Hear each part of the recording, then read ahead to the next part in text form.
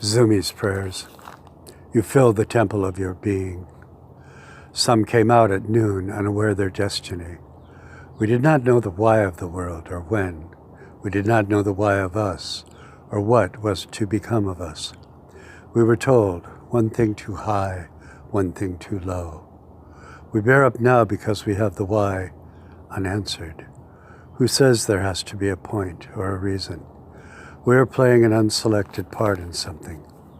All things swirl in slow speech round and about us, among the instantaneous effect of visual impressions.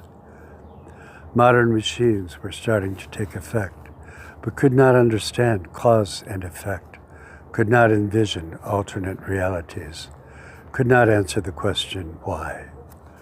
Did ever you ask idolaters worshipping rocks and stones the question, why? This is how things happen upon the earth. They take presence without reason. Why culture, religion? Why think? Why God? Receiving blessing, we ask not why. All whys are upon difficulties. You answer, but we will not hear.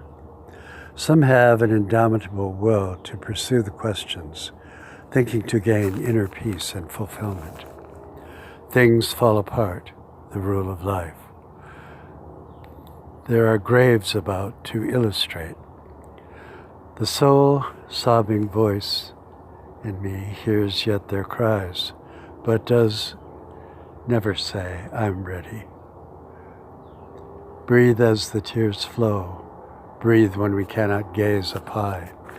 Breathe as to know the world will lie, as the sun is to rise. When her eyes touch the skies, all to say, I'm still alive. We dream things that never were and say, why not?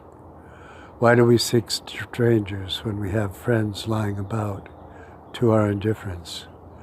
Cruelty is in all of us. It can be a quiet thing.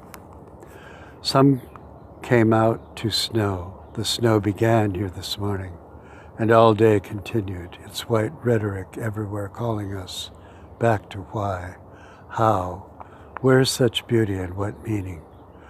Deep in the night it finally ended, the silence immense.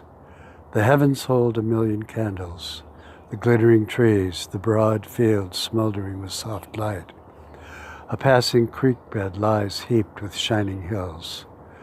Though questions have assailed us all day, no answer has been found. Walking out new into the silence and the light, under the trees and through the fields, feels like one. We seem to forget the sun must set, knowing perfectly well it would. All such things, the sun, the moon, the tides, the stars, the faraway things. Perhaps the question of these keeps us from the close-in questions of the heart. All perceive things differently. The vanities tumble out against the tides of the soul. We are not satisfied. This because we do not know. We do not know the ways of God. Perhaps it began with, why not I be God? Whatever journey is ours, it must end, not in the mysterious conclusion to a meaningless existence, but in the grand beginning to a life that will never end.